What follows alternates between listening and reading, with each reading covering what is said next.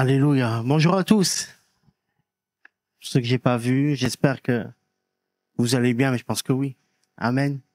Avec ce bon moment passé ensemble, gloire à Dieu. Tout à l'heure, je pensais à ça. Entre le dernier verset de l'Ancien Testament et le premier verset du Nouveau, il s'est écoulé 400 ans. Waouh. C'est énorme, 400 ans. Et 400 ans, plus ou moins, de silence. Et vous savez ce qui est remarquable, c'est que Dieu, lorsque je termine l'Ancien Testament, c'est qu'il y a des promesses merveilleuses de Dieu. Le peuple, on quitte le peuple avec des avertissements, mais avec aussi beaucoup de promesses. Et lorsqu'on se retrouve 400 ans plus tard, on fait le constat. Qu'est-ce que ces promesses sont-elles devenues? Qu'est-ce qu'elles sont? Où sont-elles? Et on voit que c'est l'échec. On voit que le peuple est dans l'esclavage, que l'Empire romain a pris le contrôle. On voit que certains avaient des promesses, attendaient des promesses merveilleuses, mais ils ont interprété après à leur façon les promesses de Dieu. Ils ont interprété à leur façon. Ils n'ont pas été fidèles dans la parole que Dieu avait donnée, dans la parole que Dieu avait dite parfaitement. Certains même ont oublié les promesses et ils les ont remplacées. Vous voyez, toutes ces choses-là me parlaient tout à l'heure pendant qu'on était dans la louange, dans la prière avec le Seigneur. Je repensais à ces choses-là, aux promesses de Dieu et les promesses que Dieu a fait dans nos vies. Qu'en est-il des promesses que Dieu a fait dans vos vies, frères, sœurs? Car Dieu a fait des promesses. Et ça, c'est clair et c'est net. Qui a déjà reçu une promesse du Seigneur sur sa vie? Tu peux juste lever la main. Que ça. Que ça.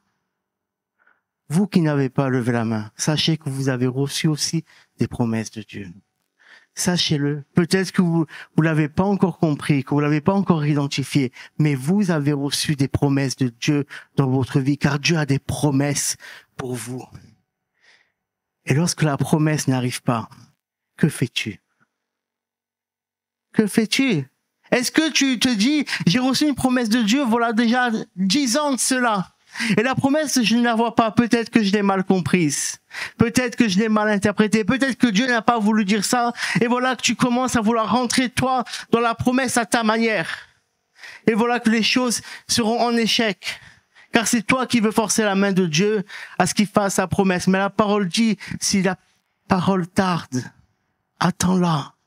Si la promesse tarde, attends-la, car elle va s'accomplir. Dieu n'est pas un homme pour mentir. Ce qu'il a dit dans ta vie, ça s'accomplira. Mais tu dois juste prendre patience, juste ne pas te décourager. Car lorsqu'on passe de l'Ancien au Nouveau Testament, on voit que le peuple était dans un découragement. Il était sous une oppression. Il était écrasé. Et il avait oublié les promesses de Dieu. Et tout à l'heure, pendant qu'on priait, je vous le dis direct, tous les versets que j'ai mis, ça n'a rien à voir. C'est pas le message que j'ai préparé.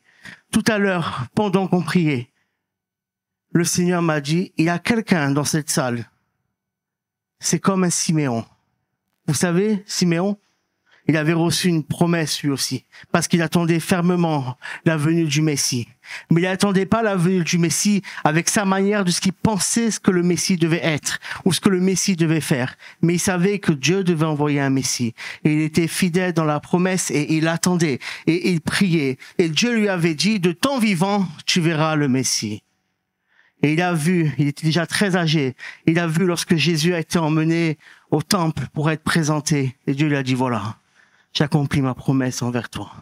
Et pendant qu'on était là, il y a quelqu'un, tu as reçu une promesse. Et cette promesse est de ton vivant. Tu verras je sais pas quoi. Je peux pas te dire. Tu verras. C'est peut-être pour une ou plusieurs personnes. Tu verras. Je t'ai promis ça de ton vivant. Donc reste fidèle. Attends-le. Ce que Dieu t'a promis. Mais toi, reste dans la fidélité. Reste dans l'attente. Reste vraiment comme Dieu te dit. Des fois, c'est dur d'attendre.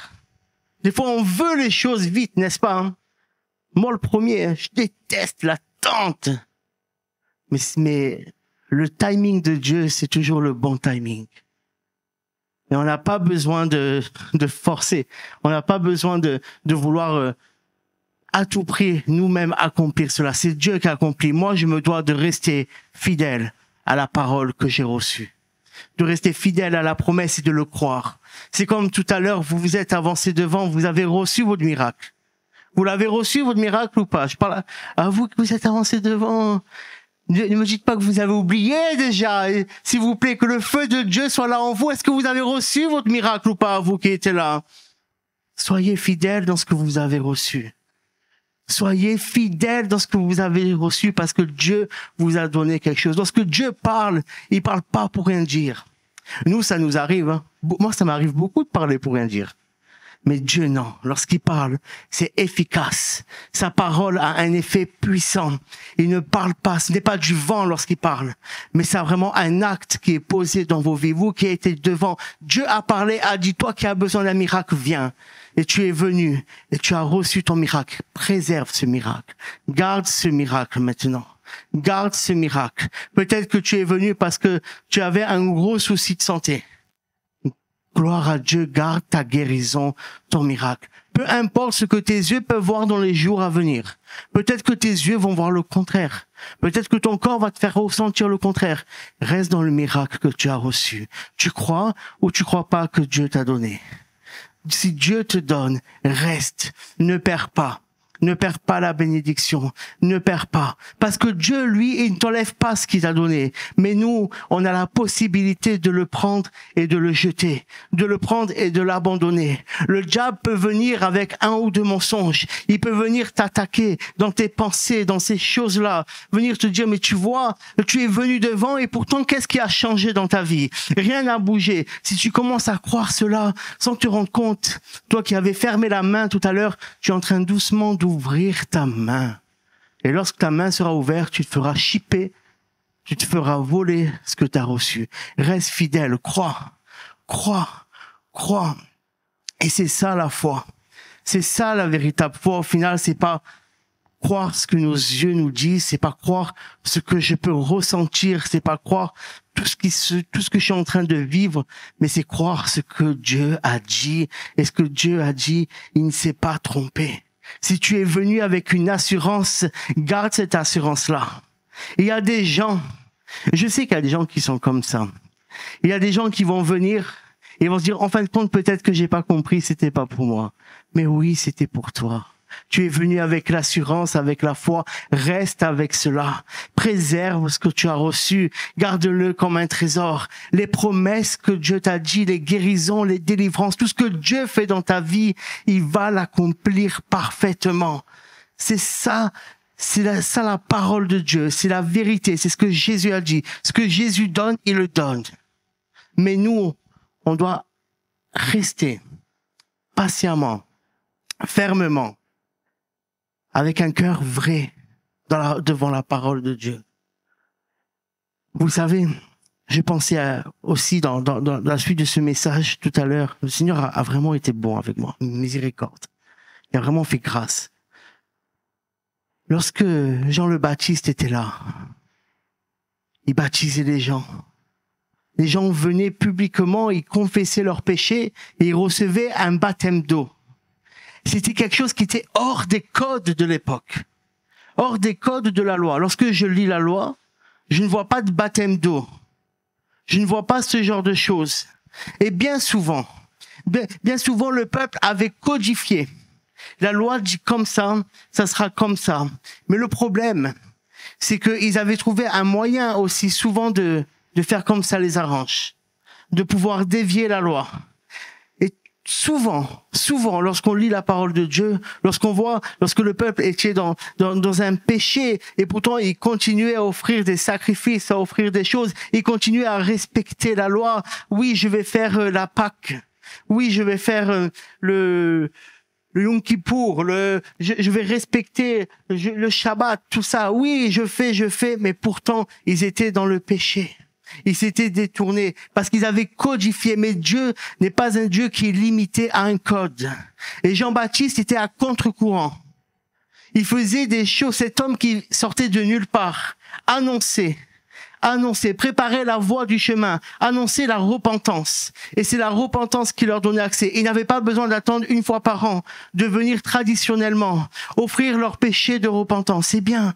Offrir l'agneau qu'il fallait. Non, ils allaient, ils reconnaissaient leur péché et ils faisaient marche arrière. Ils changeaient de vie. Lorsque je regarde les prophètes dans l'Ancien Testament, ils n'étaient pas dans le code, mais ils étaient hors normes. C'était des hommes et des femmes hors normes, qui ne respectaient pas les codes. Attention à ce que je dis, je suis pas en train de dire que tu dois faire n'importe quoi. Mais je suis en train de dire qu'on ne doit pas codifier les choses. On ne doit pas codifier les choses, mais on doit laisser la liberté du Saint-Esprit agir aussi. On doit pas dire, c'est pas parce que les choses se font comme ça, et que moi je n'ai pas appris comme ça, que c'est pas bon. Non. Je dois faire confiance à Dieu. Est-ce que l'Esprit de Dieu est là ou pas? Est-ce que Dieu est agissant ou pas? Dieu, il fait comme il veut, comme il veut. Il n'y a pas un code, c'est comme ça qu'il doit faire. Je dois prier 8 minutes, plus 5 minutes, plus 6. Je dois faire comme ça, je dois me mettre à genoux. Non, non. Laisse Dieu agir comme il a envie dans ta vie. Et lorsque Jean-Baptiste a vu Jésus, il a dit, voici l'agneau qui ôte le péché du monde. Voici l'agneau qui ôte le péché du monde.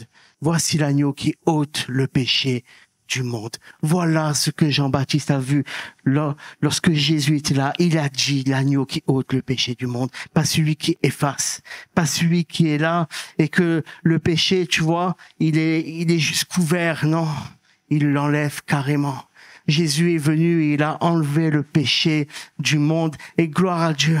Et lorsque je reviens à ma promesse, j'ai pas oublié, 400 ans sans promesse, mais la naissance miraculeuse de Jésus a été le déclenchement des promesses à venir. Toutes les promesses qui étaient dans l'Ancien Testament ont commencé, concernant le Messie, ont commencé à venir par la naissance de Jésus. Laisse-moi te dire quelque chose. Mon frère, ma sœur, toi qui es en Jésus, tu crois en Jésus, tu as accepté Jésus, tu as fait la prière, gloire à Dieu, mais est-ce que tu as laissé Jésus venir et naître en toi vraiment? Lorsque Jésus vient et naît en toi, lorsqu'il prend naissance vraiment dans ta vie, alors sache aussi que c'est un nouveau schéma, que c'est un départ des promesses, des accomplissements des promesses de Dieu pour ta vie. C'est le départ nouveau. Oh, alléluia. Bien souvent, nous avons codifié aussi la repentance.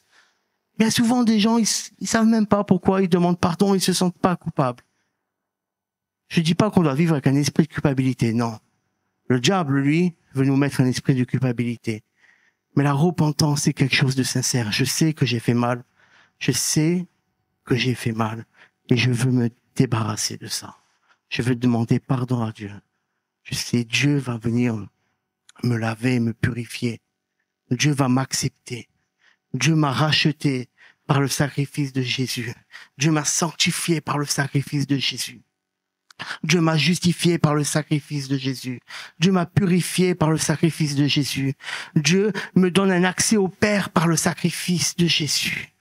Tout cela par le sacrifice de Jésus, mais je me dois de plier le genou devant lui, non pas par religiosité, mais par conviction que mes péchés détruisent ma vie, que le péché détruit ma vie, détruit ma relation avec Dieu. Lorsque j'accepterai ça, lorsque je prendrai vraiment conscience de ça, je n'aurai pas honte et je confesserai mes péchés. Je demanderai pardon et Dieu me relèvera. Le désir de Dieu, c'est que personne ne soit à terre. Le désir de Dieu, c'est que personne ne reste là, mais c'est que tous soient sauvés, tous parviennent à la vie éternelle. C'est ça son désir, c'est ça son objectif. Ça, c'est la plus grande des promesses. Oh, si tu confesses Jésus-Christ par ta bouche, si tu crois qu'il est le Messie, qu'il a été ressuscité, qu'il est vivant, qu'il est le Fils de Dieu, si tu le confesses devant les hommes, alors Jésus te confessera devant son Père. Et tu as la vie éternelle. Ça, c'est une promesse. Toi, tout à l'heure, que tu as levé la main, tu as dit que tu n'as pas reçu de promesse de Dieu. Et voilà, là maintenant, tu en as une pour ta vie. Tu as une promesse de Dieu pour ta vie. C'est celle que Jésus te confessera. Il te confessera devant son Père. Il dira, mais moi, lui, je le connais. Parce que sur la terre, il a confessé mon nom. Sur la terre, il a renoncé. Sur la terre, il a fait de son mieux vraiment. Et Dieu regarde à ça. Il regarde à nos cœurs. Il ne regarde pas à l'apparence. Mais souvent, on est là et on peut dire, waouh, bon chrétien. Toujours propre, machin, bon chrétien. Et l'autre peut-être qui est un peu plus, mauvais chrétien. Non. Ça marche pas comme ça. Dieu regarde au cœur. Il sonde et il sait vraiment ce qu'il y a en nous. Il sait le potentiel qu'il a mis en chacun d'entre vous. Et ce matin, ce que je veux, c'est vous encourager à rester fidèle au Seigneur. C'est vous encourager à ne pas codifier, mais à se rappeler. Souvent, on fait des choses après par habitude. L'être humain est comme ça. Et on ne se rappelle plus. Rappelons-nous où nous étions. Et ce que Dieu a fait.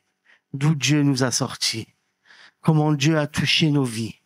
Comment son amour est vivant dans nos vies. Et toutes les promesses que tu as tenues, toutes les promesses que tu as reçues, garde-les précieusement. Ne désespère pas.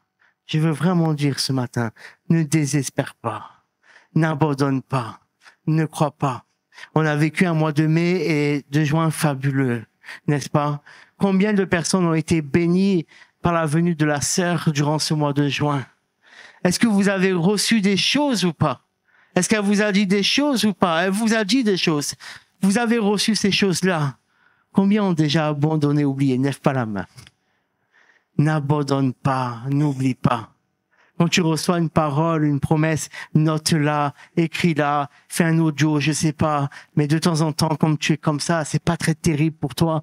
Tu vas écouter, tu vas relire maintenant. Dieu m'a dit ça. Ça va te fortifier, ça va t'encourager. Sois encouragé ce matin. N'abandonne pas, ne baisse pas les bras. Peu importe ta situation. Même si tu t'es loupé ces derniers temps, ça arrive. C'est pas grave. Reviens à Dieu avec une repentance sincère. Si dans ton cœur, ton désir, c'est, Seigneur, je sais que c'est pas bien. Et je veux vraiment être à toi. Je veux vraiment être à toi. Des fois, j'y arrive pas, mais je veux être à toi quand même. Si tu as vraiment ça dans ton cœur, waouh, fais-le. Ne laisse pas le diable te dire que pour toi, c'est fini. Ne laisse pas te dire que pour toi, il a plus rien à faire. La Bible dit qu'il est appelé l'accusateur des frères et des sœurs. Ici, il y en a qu'un qui accuse, c'est lui. C'est lui et lui seul qui accuse. Et nous-mêmes, on nous accuse nous-mêmes des fois. Mais Dieu n'est pas là en train de pointer du doigt et d'accuser. Dieu, lui, il tend la main. Et il veut que tu saisisses sa main pour qu'il puisse te relever parce qu'il a payé le prix déjà pour chacun d'entre nous. Et il prend pas plaisir à nous voir dans la misère, dans la difficulté. Il prend plaisir à nous voir sauvés dans sa présence. Soyez encouragés, vraiment fortifiés ce matin. Je disais, j'avais préparé un message, rien à voir. Rien à voir. Mais hier, j'ai dit au Seigneur, écoute Saint-Esprit, si tu veux changer le message, tu changeras le message. Et il y avait ça sous mon cœur ce matin. Et on va baisser nos têtes. Et je voudrais que j'ai 2 ou 3 appels à faire. Je voudrais que tu commences déjà à te rappeler ce que Dieu a promis pour ta vie. Rappelle-toi ce que Dieu a promis pour ta vie, ce que Dieu a dit pour toi. Des belles promesses, des promesses de restauration, des promesses, je sais pas, pour ta famille, pour ton travail, des promesses pour le ministère, peu importe. Dieu t'a promis des choses. Rappelle-toi. Et lorsque tu te rappelles, regarde quel sentiment ça crée en toi. Est-ce que ça crée un sentiment de « je me suis trompé » Est-ce que ça crée un sentiment de peut-être d'impatience, de Seigneur, quand? Jusqu'à quand, Seigneur? Jusqu'à quand vais-je devoir attendre? Non. Laisse le Saint-Esprit te toucher et que tu reçoives le même sentiment que tu as eu lorsque tu as reçu la promesse. Parce que lorsque tu as reçu la promesse, ça a été un sentiment de feu, ça a été un sentiment de joie, ça a été un sentiment d'espoir. Et que cet espoir, cette joie-là, reste dans ton cœur. Que maintenant, ce que le Saint-Esprit a déposé comme promesse, même celle que tu as oubliée, te soit rappelée au nom de Jésus. Que cela te soit rappelé. Et que le sentiment qui accompagne la promesse, le sentiment de joie, vraiment ce que le Seigneur veut te donner, soit maintenant réanimé en toi. Réanimé en toi. Au nom de Jésus. Au nom de Jésus. Je dis stop au découragement. Je dis stop à ce sentiment de désarroi peut-être. Oh, la promesse que tu as reçue, tu l'as reçue. La parole que tu as reçue, oui, elle était pour toi. Oui, elle était pour toi. Ce matin, je dis à quelqu'un, elle était pour toi. Tu t'es posé la question. Là maintenant, tu t'es dit, mais peut-être que ce n'était pas pour moi. Oui, c'était pour toi. Cette parole-là était adressée. Et elle t'est toujours adressée. Tant qu'elle n'a pas été accomplie, tant que tu ne la vivras pas, tant que tes pieds ne seront pas dedans, oh, n'abandonne pas. N'abandonne pas. Reste fidèle au Seigneur. C'est la seule chose qu'on te demande. C'est de rester fidèle au Seigneur. Je reste fidèle au Seigneur. Et je verrai sa gloire dans ma vie. Je verrai l'accomplissement de ses promesses. Je verrai les projets qu'il a pour moi s'accomplir. Oh, balagalesho, lagalesa. Mais j'ai un autre appel ce matin aussi. Peut-être tu t'es laissé décourager. Tu t'es vraiment laissé décourager et tu as même abandonné dans un sens. Tu peux venir à l'église, mais ton cœur n'est plus dans le Seigneur. Ton cœur n'est plus attaché à Dieu. Il n'est pas trop tard. Sache qu'il n'est pas trop tard. Sache que la victoire est en Jésus-Christ. Tu peux t'avancer devant. Tu peux t'avancer devant, toi qui veux dire, mais Seigneur, ma vie, je veux vraiment te la donner. Je veux vraiment. Je te laisse avec le Seigneur quelques minutes. Quelques minutes. Prends ta victoire. Saint-Esprit, parle. Parle, Saint-Esprit. Parle. Et si quelqu'un a besoin de venir devant pour dire Jésus, je t'accepte. Vous savez, comme la petite qui est venue là, quand Jésus t'aime, elle a dit cette fois-ci c'est pour de vrai. C'était mignon. Vous voyez? Cette fois-ci j'accepte Jésus pour de vrai. Si tu as besoin de ça, d'un retour au Seigneur, viens. On va prier pour toi. On va prier pour toi. Oh, gloire à Dieu. Seigneur, ce matin, je veux aussi prier, Seigneur, contre tout découragement, Seigneur. Tout découragement, tout esprit de découragement, tout ce qui est là pour voler, Seigneur. Oh Seigneur, au nom de Jésus, que les yeux spirituels souffrent dans nos vies, que nos oreilles spirituelles souffrent dans nos vies, que notre mémoire, Seigneur, nous fasse pas défaut, Seigneur. Renforce-nous au nom de Jésus. Renforce-nous, Seigneur, dans la vérité, dans ta parole, Seigneur, dans tes promesses, Seigneur. Seigneur, renforce-nous dans notre foi, Seigneur. Augmente la foi, augmente maintenant notre foi. Au nom de Jésus, au nom de Jésus, au nom de Jésus, au nom de Jésus, au nom de Jésus, que la foi augmente maintenant, que la confiance en Dieu augmente maintenant. Nous avons foi en tellement de choses. Oh, nous ayons confiance en tellement de choses. Ayons confiance d'abord au Seigneur qui a dit, qui a promis sur ta vie. Ce qu'il a dit, il accomplira. Il le fera. Oh, Seigneur, peu importe les tempêtes, Seigneur, au nom de Jésus, qu'ici plus personne d'entre nous, Seigneur, et je me mets dedans, que plus personne d'entre nous puisse croire aux mensonges dans les pensées, puisse croire aux mensonges de Satan dans les pensées, ce que Dieu a promis pour toi, que cela devienne une vie en toi, que cela devienne la vie en toi, la vie en toi.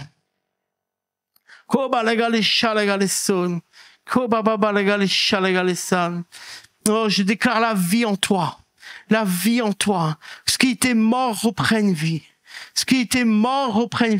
Que tout ce que Dieu avait déposé en toi et que tu as mis à mort toi-même, que tu as toi-même rejeté, que cela reprenne vie.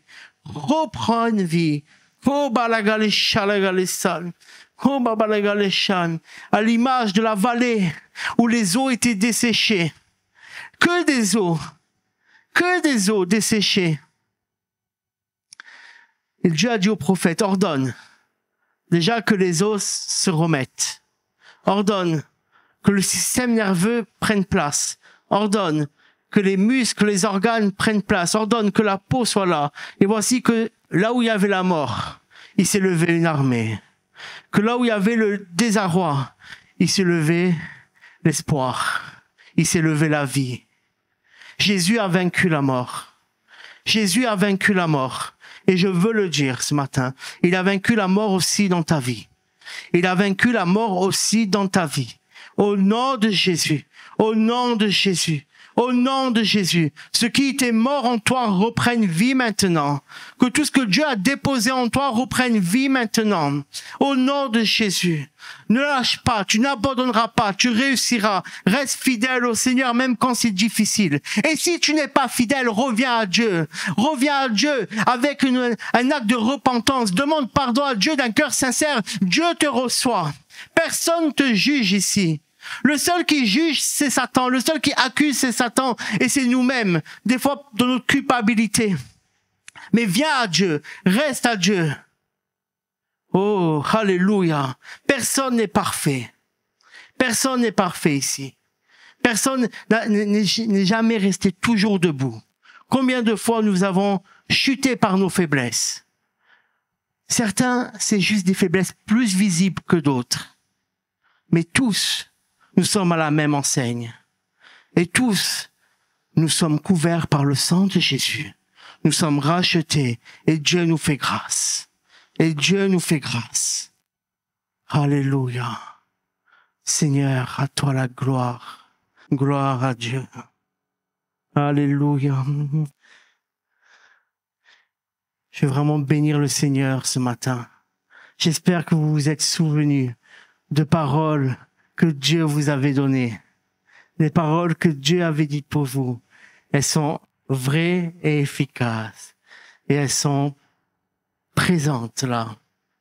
Je me suis rappelé aussi des choses que Dieu avait dit pour moi et je me réjouis. Je me réjouis.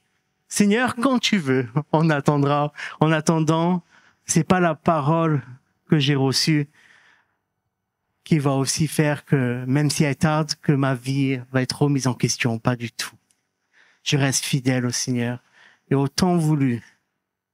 Et je vais finir avec ça. Mieux vaut la parole s'accomplisse au bon timing, au bon moment. Là, elle aura ce pourquoi elle était faite. Là, elle aura un véritable effet merveilleux. Mais que toi-même, tu forces à ce qu'elle s'accomplisse. Si c'est pas le temps de Dieu, l'effet pourra même être mauvais ou très limité en tout cas. Mais ce que Dieu t'a promis, garde-le, c'est un trésor.